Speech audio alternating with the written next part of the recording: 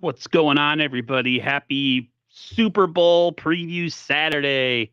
This is it. This is the last show for many people this week. I'm sure other people will be having shows tonight for the big game tomorrow. It's the nerves are definitely up in my, at least with me.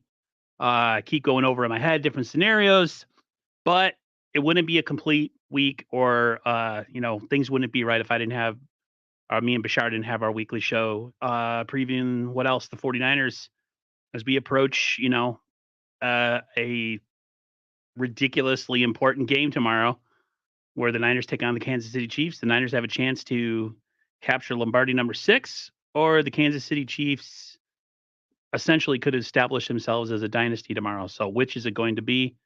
Before we get started, I just want to say what's up to Bashar. What's up? What's up? How's it going? This one's for all the marbles. Uh, It's Super Bowl 58. If you can read the Roman numerals or read it in the Arabic number system, either way, it's number 58, and we have to get number 6 out of that 58 some way somehow.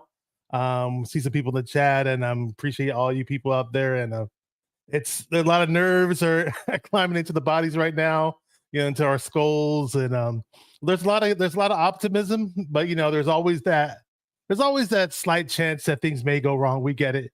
And you're facing Mahomes, and on paper we're supposedly the stronger team, but anything can happen any given Sunday, and this is a Super Bowl Sunday at that. So, hey, we're ready for up to the challenge, but it's not going to be easy either. So let's do this at the end of the day, man. This is what we've been talking about, trying to go back to the Super Bowl for the past 4 years. Yep, we're actually back. It's my brother made a good point. He's like, win or lose, you guys made it, and I was like, yeah, it's I'm not happy with that, but at the same time, the fact that you have a chance, that's all you can give yourself is a chance to do it again. And the Niners have done that. They played well enough this year. They were scrappy in the playoffs, coming back from a couple games where they were in deficit both games. I guess what has been happening with me is I've been listening to a lot of interviews and podcasts, and so I'm wavering back and forth. I'll listen to one thing and I'm like, hey, the Niners really have a chance to maybe they can go in and expose something with Kansas City. Then you listen to another podcast and they're like, man, it's a tough go for the Niners. Can they do it? They struggled in the last 2 playoff games and the Chiefs were, the better team in their games. So, the Niners struggled with the AFC this year. Will it just be another type of game like that where the Niners just don't have a way or find a way to do it? And then, I listened to something today right before the show, and he said that forgot exactly what he was going to say, but he just thinks he pointed out some things with Kansas City and things that we can go at. He pointed out of the fact that our team's really good, and if you look at it on paper, maybe we're better than the Chiefs. But at the end of the day, like you said, it always comes back to one thing, and that's Patrick Mahomes. And just the fact that it's a Super Bowl, anything can happen in the Super Bowl. You never want to take your opponent lightly, and but there are certain mismatches out there that we can possibly handle and take care of. So, we're up to the challenge. I think Shanahan is primed and ready. I mean, I've never seen Shanahan in this type of zone. Yeah. Leading up to a big game. So I just think he's ready to get the monkey off his back. Real quick, I'm going to pay attention to chat, but I want to say what's up to Lee Gollin first.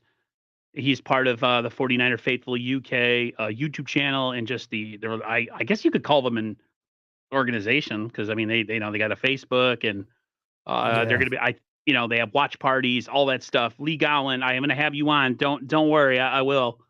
He says, hey Aaron, what is your prediction for the game? I'm feeling very confident in the matchup of our offense and their defense. We'll get to the predictions, unfortunately, at the end of the show. I know you're on the other side of the world, so by the time we get to that, you'll probably be sleeping. But I appreciate you coming through. I really liked your co-host, Paul Hope. I definitely want to have you both on at some point. I really like your guys' vibe and how you do things. So just wanted to let you know that. Real quick, let's go back up the line here. We got Omar. He came in right before the show started. He says, what's up, Faithful? Of course, we have the great and illustrious Red Jet Shell in here. She says, hey, chat. What up, Red Jet? And then she says, for your information, FYI, some of you may be featured in a little something I'm working on. Aha, cool. Just get my better side. She always has something up her sleeve. Of course, we have Bashar, who's my co-host in the chat as well. Again, Lee Gowan is in the chat. Let's see what else here. Who else do we got in here? I think I saw somebody else. Maybe that's it. I guess that's it. Never mind. So for those of you who are in the chat, we appreciate you coming through. More will be coming in later. They always a lot of people better late than never. A lot of talk going on this week, you know, with it being media week. I don't know about you, but are you at the place right now where it's just like put up or shut up and you could care less about what any media types, ESPN, NFL Network, anyone could say? I haven't paid attention to anything all week. I did see one of the networks pick the Chiefs for the Super Bowl. So if I'm a Niners player, I'm watching that. You know, Demo Lenore posted something as like it's us against the world type thing. So how you feeling about all the talk, all the press, all everything? Are you tired of it? Ready to go tomorrow? The one thing I did get tired of was Cam Newton, because I wasn't planning on my phone's ringing. I wasn't planning on hearing what Cam Newton had to say as of late, but unfortunately I was scrolling through my Instagram and some new video popped up where he was still flapping his gums and saying more BS about Brock Purdy. And I was like, oh great, did I really have to catch this? So I'm not going to mimic what he had to say. It's the same old BS that he always does, you know. But in general, like, in my opinion, I'm okay with those analysts predicting, you know, that the Chiefs are going to win. I really am, because the less bulletin board material that's out there to fire up the Chiefs is I'm perfectly fine with. So that's okay. I'm sure there's people that pick the Niners too. I get it. But at the end of the day, I'm not really like too concerned with what the media is saying. And, you know, of course, we had the whole media day and all that, and all kinds of craziness happened. And the good thing is that at the media day, you just hope that people, when it comes to media day for your team, especially, you just hope that somebody out there doesn't F it up. You know, like nobody out there made themselves look stupid, made themselves look like a clown, or said something really dumb that they were going to hold against them. And, you know, so I just think everybody did a good job at media day, even though some people thought Kyle Shanahan might have been drunk. Nobody knows for sure, but but if he was a little loose, hey, I mean, I thought it was cool because he was smiling, he was interactive, he was engaging with everybody, and people tend to complain that Kyle Shanahan's really, really stiff and he's a stickler and he has no personality. Well, there you go. He's got personality right there. So I hope you're okay with that. But yeah, he showed him vibing off the bus when they were coming in. Yeah, he was like, yeah. It was like, it was funny though. I was okay. Dude, you don't get these opportunities all the time, so you have to enjoy them, especially if you end up winning. Mm-hmm. And Brock Purdy did his SpongeBob laugh. I thought that was really, really cool. That's weird. I thought he didn't like that. No, it's just weird because it's like he's the quarterback of our team and he could do SpongeBob laughs. It's just like, I just thought it was like cool. He looks like a little kid, and now everybody's gonna be like, he looked like my nephew. He doesn't take it seriously. I was like, oh, he reminds me of my 14-year-old nephew when I saw that. Yeah. I can do the SpongeBob a little bit, but I'm not gonna do it on I can't do that laugh. No. You got to do that, but you got to. And then they're like Patrick Mahomes. Give us your best Kermit the Frog impression. He's like, I'm talking right now. That's it. I can't do his voice. He sounds really bad. Somebody tried to tell me that I sound just like him. I'm like, I might be froggy. Kermit the Frog's voice is actually more high pitched, but he does have a froggy type voice, though. Yeah. It would have been awkward if he could do the Kermit laugh. Yeah. Kermit. He does sound like Kermit, though. So we had some stuff going on this week, some storylines that we could talk about. One of them being the practice field and how bad that was. Fire alarms being pulled the other day at like 6 a.m. Niners players are pissed. I don't know about you, but if I'm a Niner player, I'm feeling like a little bit disrespected all week because everybody is talking about the great and just unbelievable and unstoppable Patrick Mahomes, and then you got the 49ers. That's kind of how I feel it's been. It's like you got everybody else, and then you got the Niners. What's your take been with all this like stuff that's been going on with like the field, the practice facility stuff? Like how you vibing on that? It really worried me in the beginning because I was like, damn, the 49ers are just going to have people lollygagging for the next week all throughout practice, and they're just going to be, you know, walking through their drills the whole time, and nobody's going to break a sweat before the damn Super Bowl. Like I was heated. I was so worried. Like, damn, these guys better be physically prepared for that damn Super Bowl.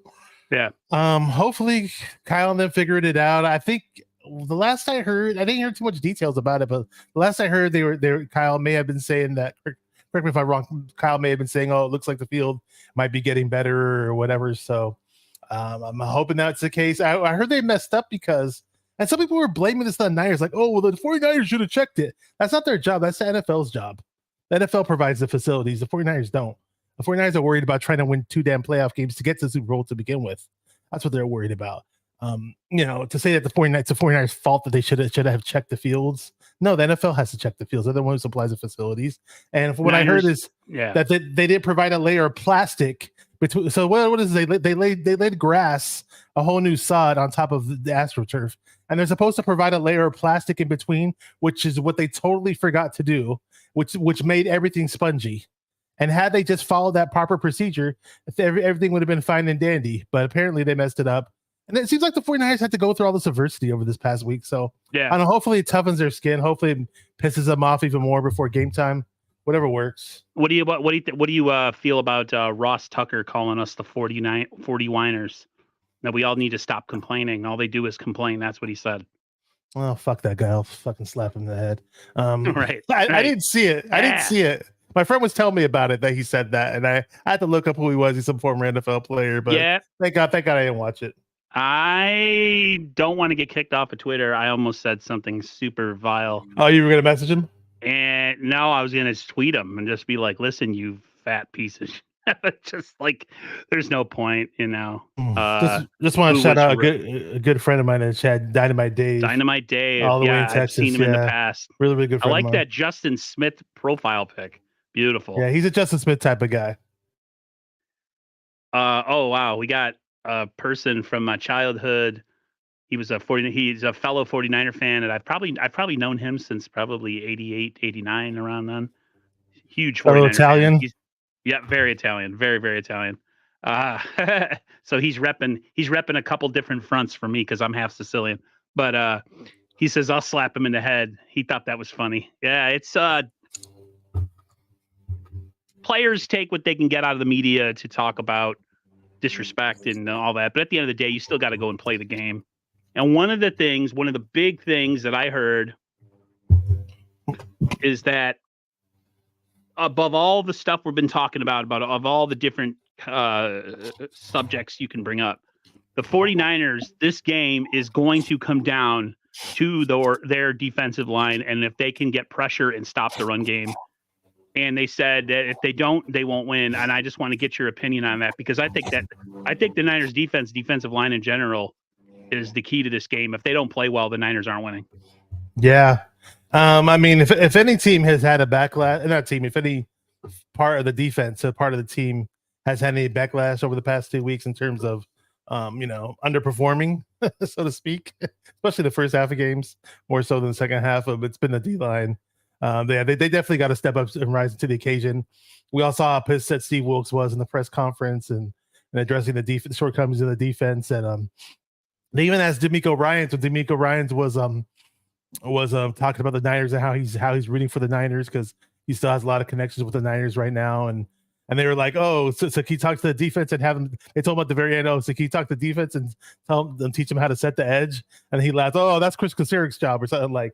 See, it's like getting around. So I mean, if that D line isn't fired up coming into this game to perform and be the D line that they were against the Eagles per se, against the Cowboys, against the games where we've seen this D line perform is what I'm trying to say. It's not like they have it, not like they suck and they're garbage and they're trash and they've never ever had a good game. No, we've seen these guys have great games before, and now's the time you have to rise to the occasion. You better step up.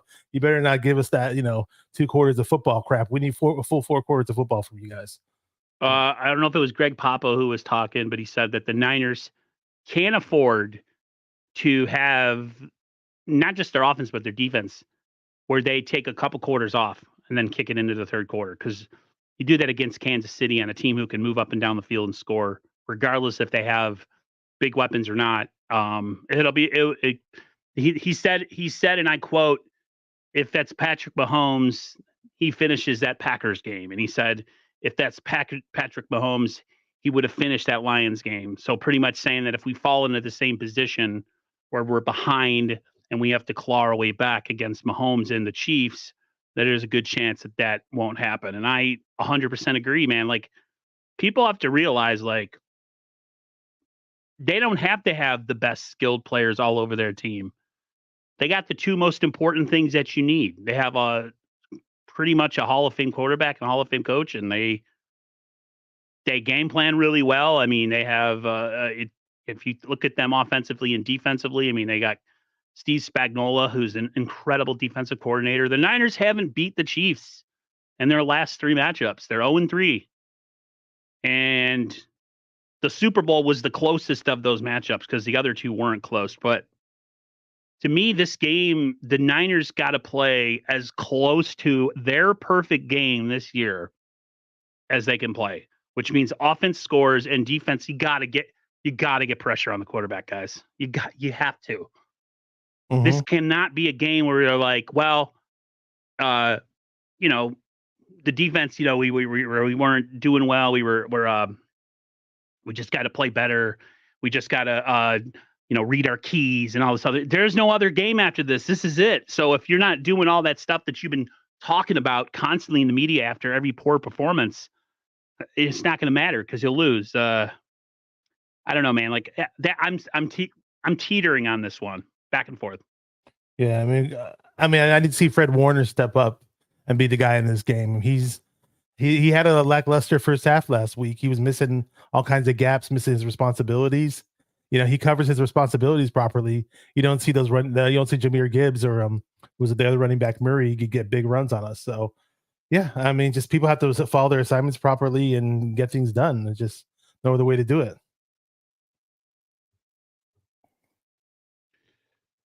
Sentinel says this has to be the greatest game this franchise has ever played to beat Kansas City. Why? Because they're playing the Evil Empire Patriots, the remix.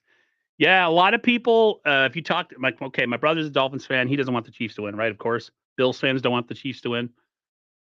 But I think people in general who aren't Chiefs fans that don't live in Kansas City, people are getting tired of them. Just like if the Niners are winning a bunch of Super Bowls in a row, people would be like, "I hate the effing Niners." You know, they got to lose. People. Towards the end of the 80s and early 90s, people love seeing the Niners go down. You know what I mean? People love seeing Dallas go down after their little bit of resurgence in the early 90s. It's just how it works. You know, people get sick of the same thing. They want to see something different. So I think personally, the Niners have a lot more support nationally than I think we realize as far as teams, people just wanting the Chiefs not to win. But then there's the contingent that are big time Taylor Swift fans that love Taylor Swift and they're going to be watching the game hoping her boyfriend wins. Fans. And they're not football fans at all. I always tell my brother, I said, man, when it's your team in the Super Bowl, Jared, I said, it's so hard to enjoy the Super Bowl. I said, when your team's not in it, as much as it sucks, you can watch the game, you can eat, you can relax.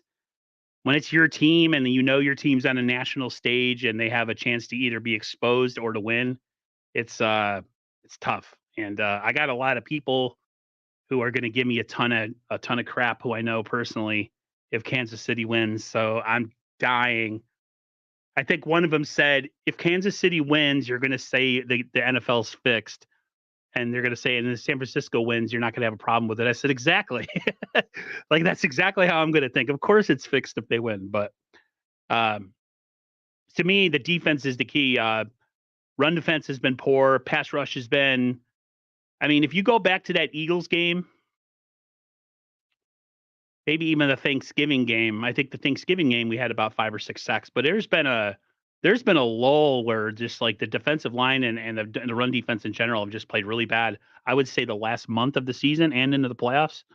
And, you know, Fred Warner said, you know, if you put that on tape, he's like, Kansas City should feel good if they see our tape and think that like they're going to have an easy time running against us. So the Niners have to do everything they can.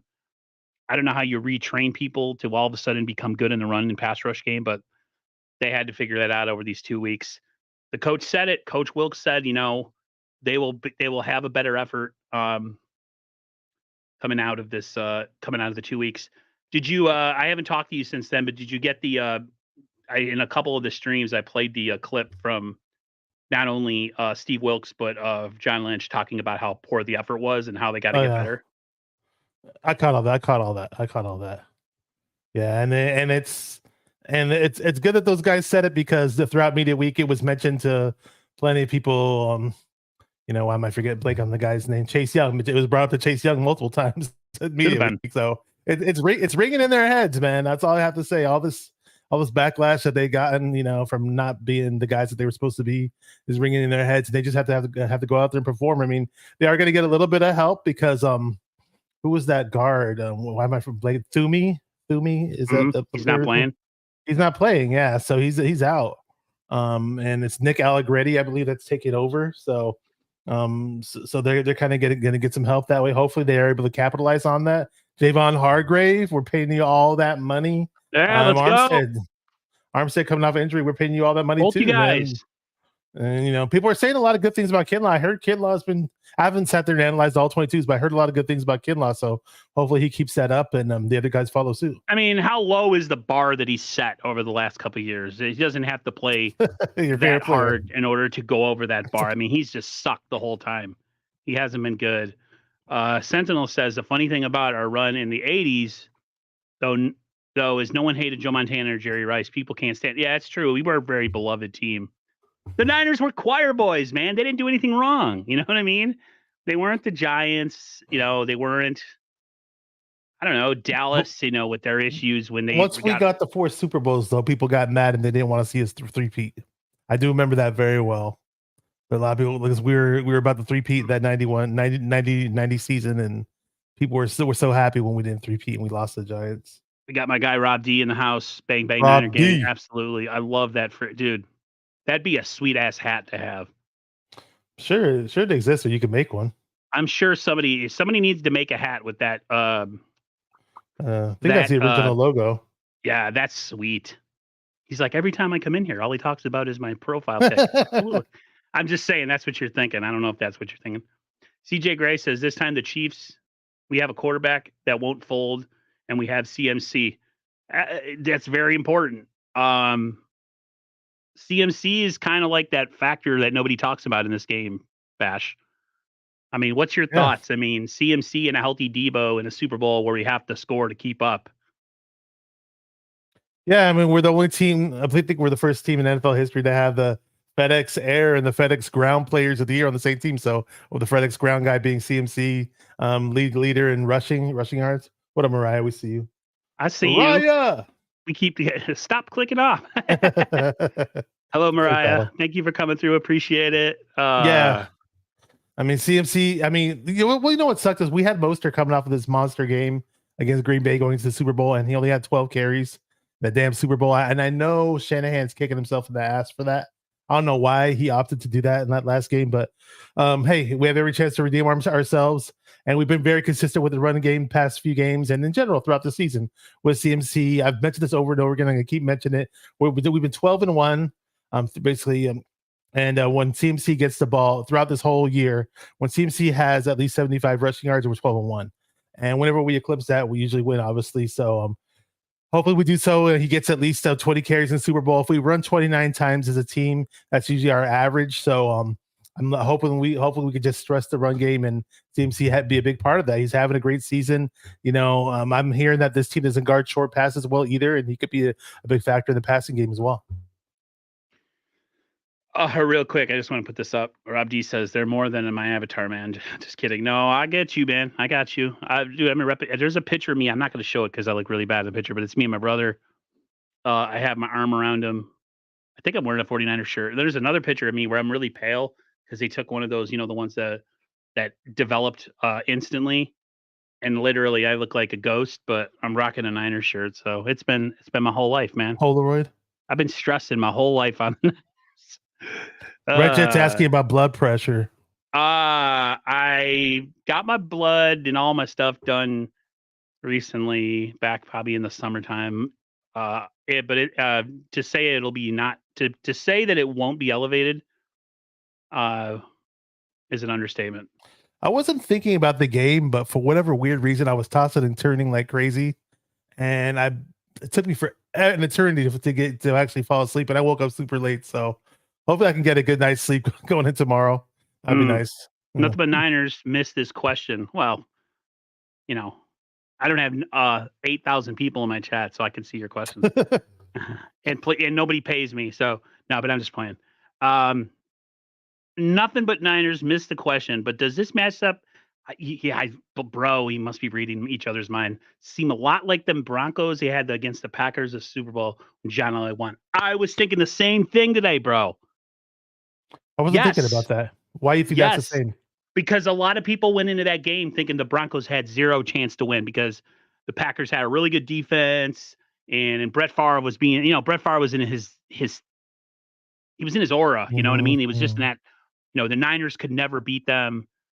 And I remember that game cheering for Denver, of course, because I'm an NFC guy and I didn't want to see the Packers win. And, that game for a while was kind of like going the way that I thought it was going to go. But Sentinel, I remember watching that game when I've been thinking today of like a game that reminds me of, definitely. This is going to be a game where we have the will to win. We have to. Hang on. So are you saying we're the Packers? I hope you're not saying that. No, we were the Broncos that year. Okay. Hell nah, dude. We're not the Packers. No, because it was a given they were going to win again. Mm-hmm. They were that good, and they may have, but John Elway freaking busted his ass in that game. That was the game that, and Sentinel, you can correct me. Didn't Terrell Davis go blind from his migraines, and they had to use him on a play as a decoy, anyways, if I'm not mistaken, right? And he went up to Coach Shanahan and he's like, I can't see. And he's like, that's okay. Yep, I knew it. All right, cool. That was the first one that John Elway won, right? If I stand corrected, right? Yeah, that was this one's for John, and the owner held it up. Okay, I remember that Atlanta one well. I don't remember this one at all. I had to go back and watch the highlights. Yeah, that was the Super Bowl. I remember that Super Bowl. I was like, man, I hate the Packers so much because it was like, the Niners dynasty was starting to dwindle down, I wonder if that was the same Super Bowl where CMC, Christian McCaffrey was running on the field in confetti and he got lost and his parents lost him for a second or something. You see Christian McCaffrey running on the field wearing his dad's jersey. I saw a pic of that where he had like curly locks and I was you can't tell it's him. You can't tell it's him, basically. You know how some people you get like if you see my baby pictures, you know it's me. Like certain people you see them when they're a little kid, and you see their pictures, like I can't tell that's him. You can always tell it was me in pictures because my hair was super red and I look like a bat. Me too. Remember the kid from the Problem Child movies? Yeah. The little badass little redhead? That was me as a kid. I always looked like I was devilish. There's a picture of me and my grandparents and I'm sitting on the couch like, But yeah, watching a 37-year-old do a helicopter spin and land must have hurt like a mofo, right? Yeah, that was a killer touchdown. I do it was remember worth that it play. though. They won. They won. He deserved it, man. All the blowouts that he had to endure with the Honestly, Giants, the Niners. I never thought I'd see Elway win a Super Bowl throughout his career. And then he ended up winning too. Especially after the way Joe Montana kicked his ass. I thought, oh, this guy's not winning a fucking Super Bowl. Rob D says, I'm still the problem child. You better believe it. I love it. I love it. Someone's got to be. There's too many vanilla-ass content creators out here. I like to talk that mess. Oh, yeah, we love your community tab, man. Nobody. I'm not that popular. I mean, I have a decent following, but I could say some things because nobody cares. No one comments on my community tab or nothing. So, every now and then you may hear from the Twitter police. Yeah, the Twitter police will come after me once in a while and tell me I'm bad. But other than that, that's about it. The media's hatred of Brock, the Brock Purdy story from Jed York, that came up about them drafting him and him being the best quarterback. Yeah, when him and Shanahan had that conversation during camp last year. Have you had a chance to absorb any of that, all the hate and just the story, and just kind of think about how unlikely this story of Brock Purdy and where he is right now, how unlikely of a story it really is, and how lucky we are that it happened? Yeah, I think we're very lucky to have drafted him. How many teams draft a guy that late in the draft and they end up being their franchise quarterback that takes him to the Super Bowl and could have possibly taken to the Super Bowl in his first year, only playing like 6 or 7 games. I mean, we could have went the year before probably. So and people thought he was a flash in the pan last year, and he's coming through this year saying, "Hey, no, I'm not a flash in the pan. I'm supposed to be here. I belong here, and I'm even better than I was last year. And I just think he's just going to continue to be better. Some people just think he's a fluke and he's the benefit of all the weapons and all the great team around him. And sure, having a great team around him like CJ Stroud, if you see what CJ Stroud said about Purdy, he stood up and, as people say nowadays, he stood on business. CJ Stroud said a lot of really, really good words about Purdy, if you guys caught that. And yeah, sure. I mean, so he basically said, like, sure, Purdy's got a great team. He's got a bunch of dogs around him, and the team is in the place that they're in for a reason. We're obviously going.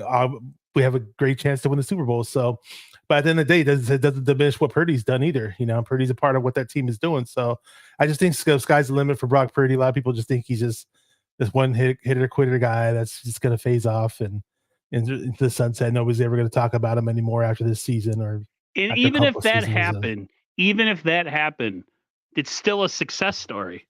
Oh, especially if we win. If we win, it's just like it's a Disney movie. If Brock Purdy doesn't do anything and we win the Super Bowl and he doesn't do anything the rest of his career, he's still going to go out on. He's still going to go down in 49er lore like someone like Kurt Warner with the Rams. Oh yeah.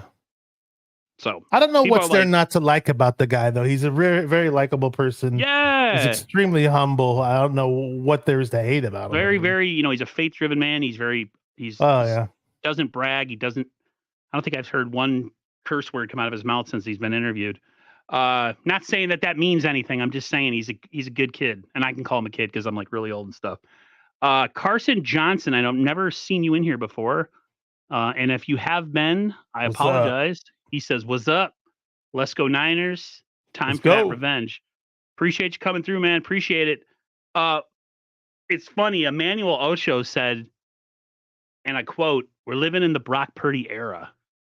Oh, okay. Out of someone who talks a lot of, I thought it was the Mahomes era, but no, he said it's the beginning of the Brock Purdy era. That's what Emmanuel Ocho is kind of hot cold with me because he's how he like overpronounces everything. And he's like super like. Yeah, he's very dialed in. He's really like over intense. Like he'll break down film and he's like yelling really loud in the microphone, kind of like Orlowski. He said it's the beginning of the Purdy era, dude. If they win with him, there's no doubt that they could get back up there again, based on his contract and how certain things are going to go for this team. There was a quote that said that Trent Williams wants to play a couple more years, regardless if they win the Super Bowl or not. So okay, there you go. You were the one saying that he should retire if we won. Yeah, but think you say that a while back in the chat. If you won a Super Bowl, would you retire and go into the twilight of your life, a winner, or would you chance it and then you lose the last couple of years? I mean, to me, I would just say, you know what, I'm done. I did what I had to do. But if you look at Trent Williams, though, you can see he has a lot of fun with the team. I mean, when they come out of the tunnel, it tells you everything. He's at the front of the line in the tunnel with Debo. He's right up there, and Debo's way younger than him, and he's having fun. And as long as he's having fun playing football, I think he'll retire when he feels like his body tells him, okay, now I'm done. But I guess his body's telling him he can go a bit longer, and he's okay. So. Carson said he is, in fact, new to the channel. So thank you for coming through. Appreciate it. Yeah, appreciate you. I'm coming to Aaron's channel. And what a day to come through, right? Right before the big game. Exactly. He says, I'm not usually a fan of Ocho, but that rare good comment he made. Ocho. Right. Ocho Cinco. Ocho Cinco. Yeah. He doesn't usually say nice things about the Niners. So you got to kind of. He likes Purdy for some reason. I was like, well, and I watch it. Sometimes I'm thinking, and it's in the back of my head. I guess not that I thought, and I knew for a fact that 100% he hated on the Niners, but I sat back and watching his Purdy rants, and I'm like, I don't know, like the back of my head, I was thinking this is kind of weird. I thought he kind of hated the Niners. I didn't remember exactly when he hated on them, but it was stored in my head somewhere. So hey, but I'll take it. You know what I mean? Again, there's a lot to like about Purdy, and I find it very weird that he does get hate and. People mention I think Richard Sherman said in the whole thing where people talk about like, he's not 6'5". He's not what you envision a franchise quarterback to look like or be like. He doesn't have the rocket arm. He's not 6'5", 240 pounds, and wasn't drafted number five overall. And I don't know. I guess just people have this thing in their head where some guys drafted at the end of the draft and they're not supposed to be there. They're not supposed to succeed. But oh well, time to prove them wrong. You're feeling what everybody. You're saying what everybody's feeling right now. Omar, he says no better feeling than beating KC and in the Super Bowl. Oh, I hope so. I hope so. I want to get on this topic real quick, and then there's some other stuff as we close out the show. Some other like recent news about Oh yeah, plenty Navarro of stuff to talk Bowman, about. Patrick Willis, CMC. What is your offensive priority going? Or your not your offensive priority. I'm looking at another topic. What is your offensive game plan going into this game? Are you doing what a lot of people think you should be doing, and that's spotlighting Christian McCaffrey and Deebo Samuel as kind of your main focus of how you're going to win this game? Because I think that's the key. Yeah, I'm as vanilla as it sounds, as boring Super as it vanilla. sounds. Right. Yeah, just pound the hell of the run game because we don't want to make it where our offense is one dimensional. Right. We don't want to force Brock Purdy into third and long situations. We're facing a fierce pass rush. And we don't want to see McKivitz getting freaking bulldozed back into the backfield where Purdy doesn't have time to go through his reads. And again, you had the element of the run game that slows down the pass rush. You can even possibly throw some screen passes in the mix too to slow down the pass rush. I get that. But we have CMC and we led the league in rushing, damn it. And we know it's the last game of the year. If we want to implement Elijah Mitchell a bit more, please do so. Please don't be afraid that he might get injured because of his tough running style. And he's got a smaller body. Get him involved too if you have to. Give CMC a breather. Do whatever you can. Run your plays, run your crazy plays that you've had stored in all season that you never ran that you saved for this game. If that means running Deebo in some crazy plays or CMC, go do so. I mean, throw Deebo and CMC in the backfield at the same time. Confuse those linebackers. Do whatever you can. And just the more we get that run game going, the more the play action opens up. The more Kittle will be out open, I think, and it should be a lot of fun, man. And we got Juwan Jennings in the mix to run block too. It should be fun. It should be a lot of fun. My brother thinks that the 49ers should keep McCaffrey in the game, put him out wide, and have Elijah Mitchell run, and so that you have the option to throw to Christian McCaffrey out of the slot, which I think is a mismatch to a lot of teams. What do you think about that? I thought that was actually coming from my brother. No, I'm just kidding. He knows football. What do you think about that one? Because I actually thought it was a good idea. I think it's a good idea. I thought they should have did that a whole lot more when Deebo got hurt in that one game. I forgot what game was it. Didn't Deebo get hurt in the Green Bay game? Yes. Yeah, got hurt in the Green Bay game. I thought, and they didn't really use Mitchell that much. And I thought that would have been a perfect opportunity for them to throw Mitchell in there and then use CMC more as kind of a wide receiver. But yeah, I'm okay with them doing that. But we always split out CMC wide in multiple situations anyways. So but sometimes they do it like out of empty sets, so to speak. So we'll see. We'll see how they do it. And you know what? Juszczyk was looking good the last game, catching some passes. I mean, if they can find some holes in the defense where he can go down there almost like a pseudo tight end, please do so. Exploit that matchup. I think the Niners, if they have a chance, if they get the ball, they need to go score first. Kind of change up the script. Kind of change up the script of like, oh, we're going to take it in the second half. Like, this is a different team you're playing. To me, it's a team that you got to get up on and then force them to keep answering. So, oh yeah. Speaking of this offense, this is an off-season question because it's connected with this offense. Niners made a comment, or at least there was a quote from I think it was Adam Schefter, that Brandon Ayuk will be an off-season priority. We both, I think, when Chase Young both got here, thought that Brandon Ayuk could possibly be a secondary option based on, the excitement, like, oh, we got a pass rusher, we got to re-sign him. I know I was one of those guys. BY, off-season priority? Yeah, so he's not it's not his free agent season just yet, but I think they may try to lock him in sooner than okay. They may try to extend him sooner just because if they wait longer, his price could possibly go up, and the value for wide receivers goes up. Kind of like what they did with Greenlaw a little bit. Yeah, if it makes more sense for them to extend him early, they'll probably do so, and I'm totally for it. And I was definitely not on the bandwagon where there were people early in the season. I'm talking like even after we beat the Cowboys, there were Niner fans saying that, oh, Ayuk isn't that good and he's underperforming, and there was a whole argument with other content creators about that. I'm not gonna name any names, and they were going back and forth about the whole Ayuk thing. I'm like, why would there be like it's like Ayuk's a dope badass receiver. Like why would there be any argument to say let this guy walk? I mean, keep this guy by all means. And this is before we made the whole Chase Young move. And after the Chase Young move, we were like, oh, we shouldn't let Ayuk walk. Like, no, you don't let Ayuk walk. We developed the guy, and he's a stud, and he could help us win championships in the future, and we may possibly win one this year. So definitely keep the guy on board. Do what you got to do, man. Come on, Parag, make it happen. I was a Chase Young guy when it first happened. I thought he was going to be a difference maker, and this pass rush was going to become like 2019. Me and Raj talked about it all offseason, how the defensive line was underwhelming. We go make a move for Gregory. We go make a move for Chase Young. We make a move for Sebastian Day because the defensive line was underwhelming this year, unfortunately. And the defense as a whole has been a little bit below standard. You can blame that on Clelin Ferrell being gone. Coaching changes, or just, I don't know, teams figuring you out and you're still running the same, 4-down lineman zone defense behind you. It's different. The wide nine. The wide nine. I want to see the wide nine go bye-bye. Rob D says missing Ferrell right now, 100%, bro. He sets the edge.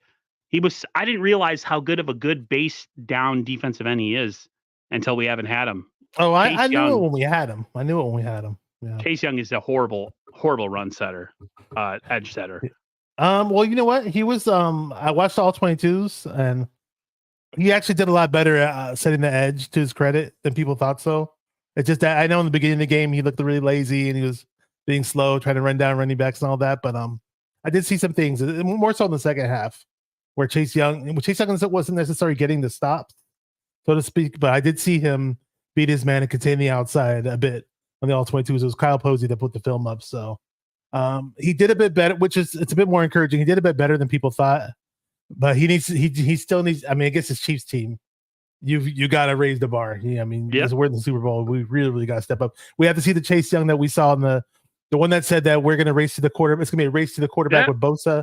That first three games. It might have been the first 4 games, but definitely the first 3 games. We saw that impact. Yep. That's the fired up Chase Young that we need to see, whether we re-sign him or whether we don't. I can care less. I just want to see him ball out for 1 game. That's it. 1 game, and then you can go do whatever you want to do. Patrick Willis. Named to the Hall of Fame. I know that's something that you've been calling for. You think that he deserved it, and now it'll be official in August when they do the inducting. What's your thoughts on Patrick Willis?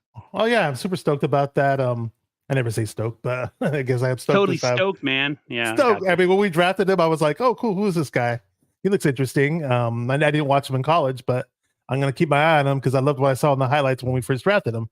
Mm-hmm. And from day one, man, the first game I saw him, the announcers wouldn't stop talking about him. I was like, damn, this guy's hella good. And then my friend, who's a Cowboys fan, was messaging me online. Damn, man, you guys got Patrick Willis. That guy's dope, man. Patrick Willis. And, early in his career, you just see like they were showing like little side-by-side clips of him and Ray Lewis doing similar type things. And yeah, I love Patrick Willis. It's a travesty that we did not win a Super Bowl with the guy. I mean, I hate to bring up that Ravens Super Bowl, but if there's anybody who I thought was going to win a Super Bowl was Patrick Willis as a 49er. This was during a time where the team was in the fucking dumps. All right, excuse my language. With Mike Nolan. The Mike Nolan era was total ass. It totally sucked. But Patrick Willis was like a lone bright star, and that he was one of the reasons why you want to watch the games during those weak years. And then even when we had Singletary, they tried to hype up the team a little bit more, but we still sucked. And you'd still watch the games, obviously, because Patrick Willis made it exciting, made it fun. So yeah, it's just hats off to Patrick Willis. He was always in the Pro Bowls, always in the league leaders and tackles, and he always made big plays. And he just brought so much to the 49ers team, the culture, and nine times out of 10 that guy wins the Super Bowl. It's just unfortunate he didn't. His career got cut short, but I thought he would make the Hall of Fame because he didn't play a 10-year career. But see my biggest thing with him, and it wasn't that I didn't think he was great. I just thought he had too short of a career to call it a Hall of Fame career. But I was wrong, and I'm glad I was wrong, and good for him. Red Jet Shell says she's team Patrick Willis. So I know a lot of people who are big. I mean, I got a Willis Authentic upstairs. He was one of my favorite players during that particular era.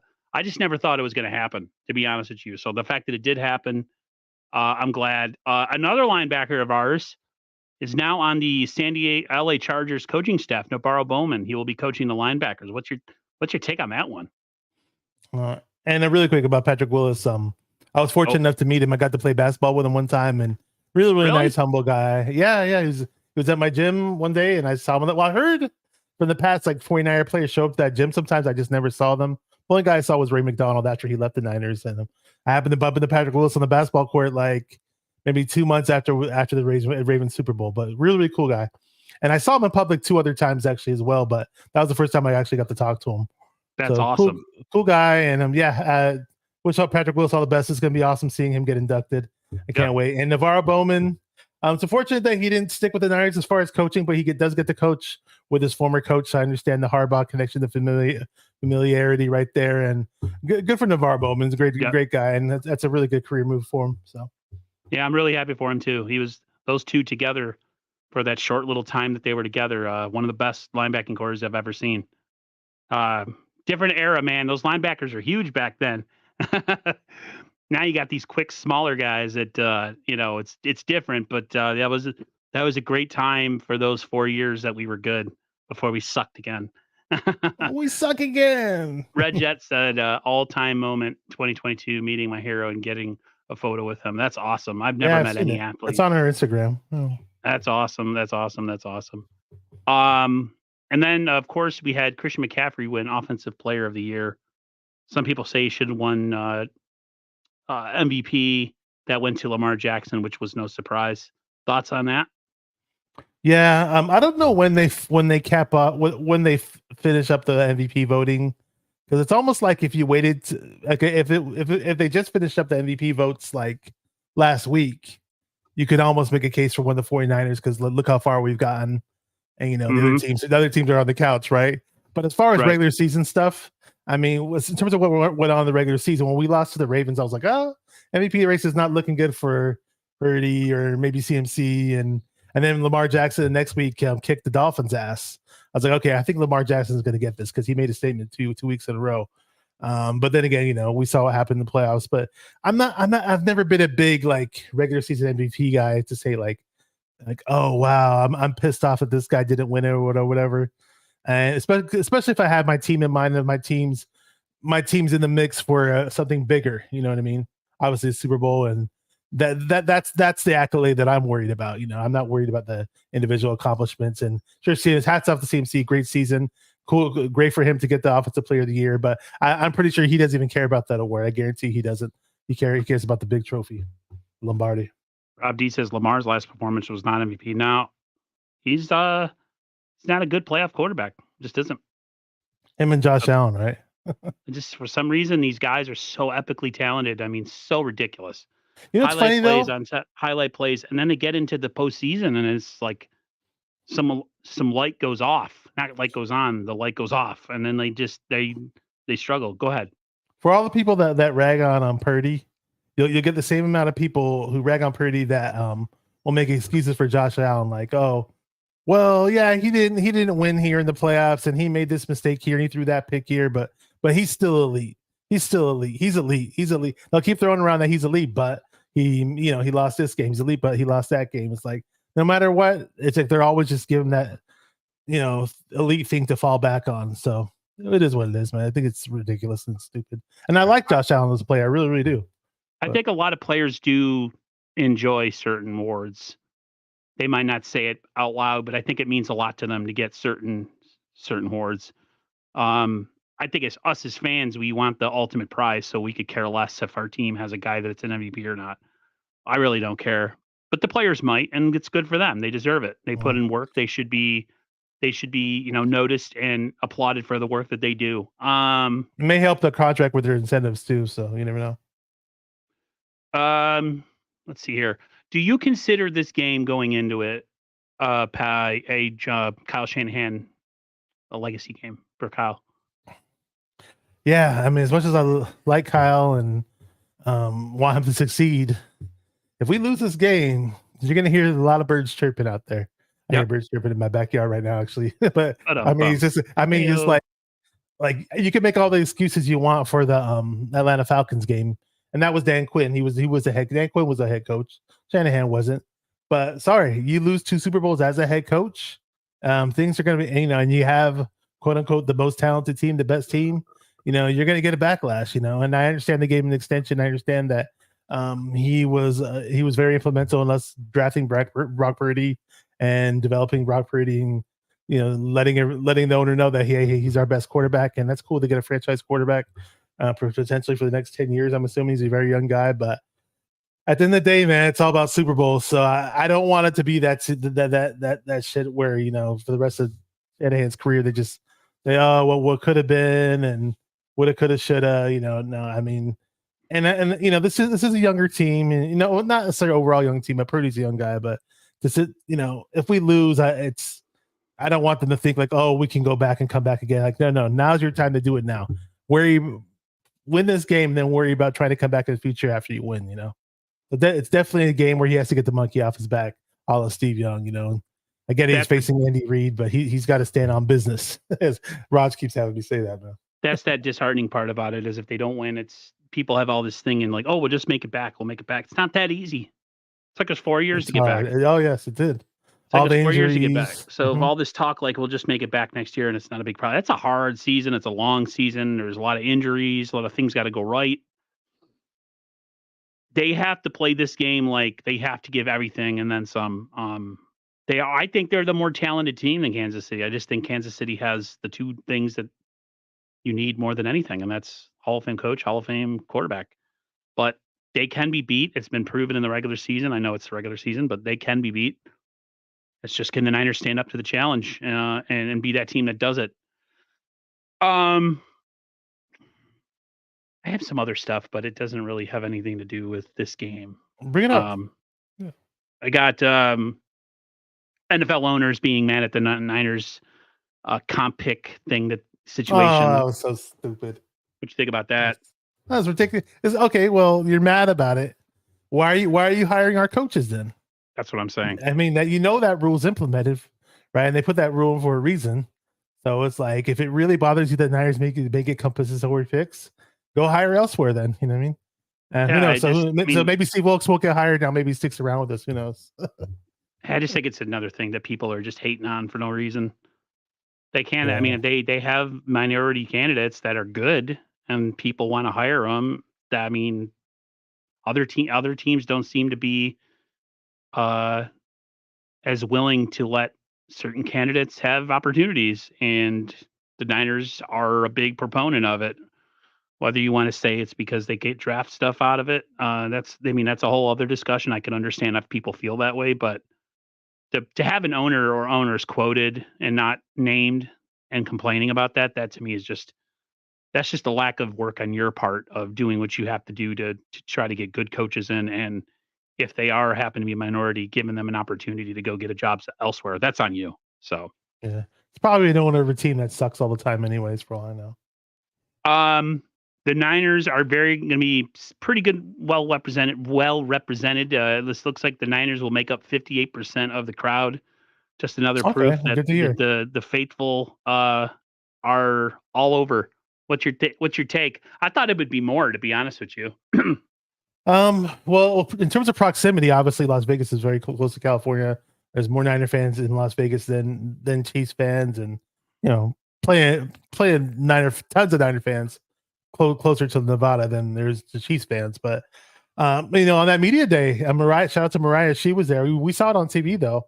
When they were doing that WWE type stuff back and forth with the mic, giving the mic to different coaches and players and asking what they thought, and you hear the boos and the cheers. Like the cheers just erupted from Niner fans. It just sounded like it was like 80% Niner fans there. And shout out to Mariah for 49 Faithfully podcast.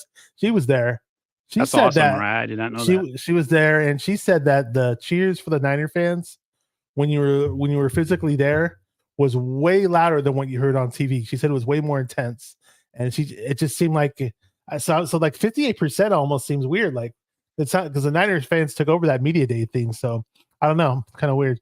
Maybe they just local got it. Vegas people that are not making it to the game, but because they couldn't afford it, but maybe they can make it to the because the tickets for Yeah. this game are stupid expensive. There's a lot of Niner fans from California and other places that are showing up to Vegas that aren't necessarily going to the game either. But they're going to be there to party and watch with Niner fans. So all types of watch parties there too. So Yeah, just because, yeah, but that's cool. I'd love to be out there just to be part of the experience.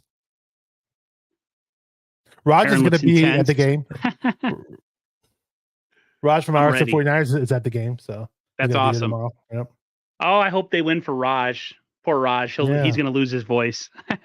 Raj will be so pumped up there. I think the fact that he's there gives me a lot of reassurance that just the positive vibes. We're just going to boost the Niner team. And I can't picture the Niners losing if Raj is in the house. Shout out to Raj. What is your meal of choice tomorrow? What are you doing? Meal of choice. We got some ribs. Ooh. Yeah, gonna have some pizza. So we'll see. Who's watching the game with you? Just my family. I'm not hosting a big Niner party. I wish I was, but all my close Niner friends live kind of far from me. They kind of live like 90 minutes to 2 hours from me, so it's unfortunate. But my closer Niner fans don't necessarily live like right near me. Otherwise, I would host some bigger party, but it's okay. I think it's just gonna be me and my brother and my mom watching the game. I might be pretty tense at that point in time where I get quiet. I get really quiet during the game, especially when we're down by a lot. Yep. And I don't want to talk to people, and I don't sit there and yell and scream, and I'm really loud and I throw things. Right. Same. But I kind of get quiet in a pissy type of way, and I don't want people talking to me, and I just want to concentrate. I kind of get like that. I'm super quiet when I watch games. I just rock to myself. I mute the TV, especially if I can't stand the announcer. And I don't mute the TV. I always have it on. It gets me upset. Well, speaking of the announcer, it's going to be Tony Romo and that crew. Oh my God, Patrick Mahomes! He's going to be all over him in that game. Patrick Mahomes. Ba-da-ba, like he did last time we were on.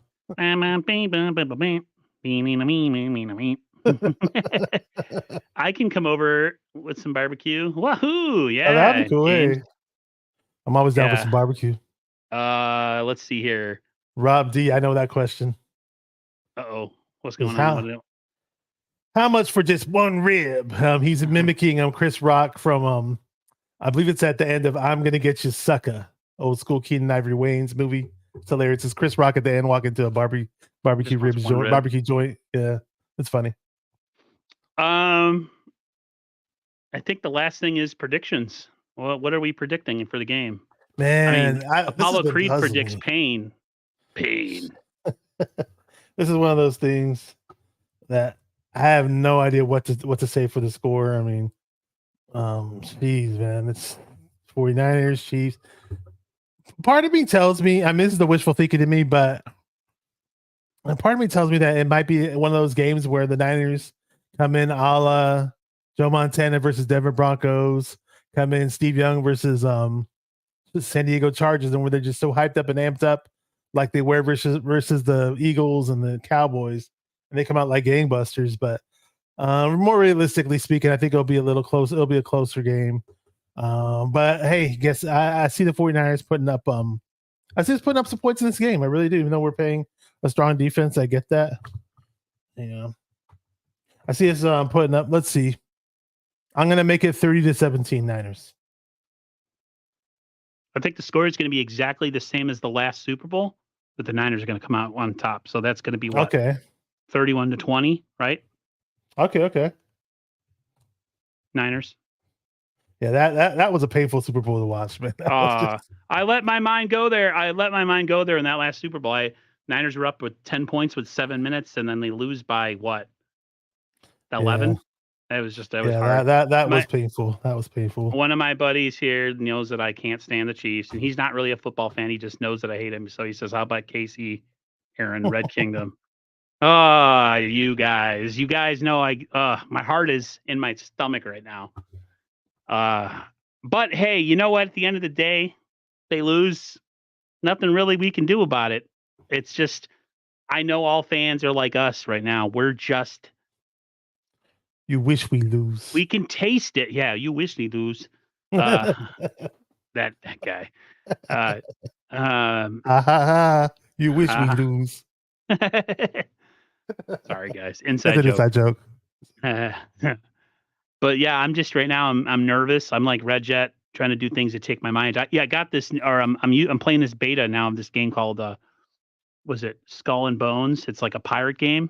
You have to build your ship and all this other stuff, and you're a pirate, and your infamy goes up as the game goes on. You could either be like a bad guy pirate or like a good guy pirate by trade or something. So it was pretty fun to play last night. So I'm gonna kind of immerse myself in that after dinner tonight, just so that I can keep my mind off the game, because I know when I wake up tomorrow, it's gonna be I'm gonna be so mentally fried.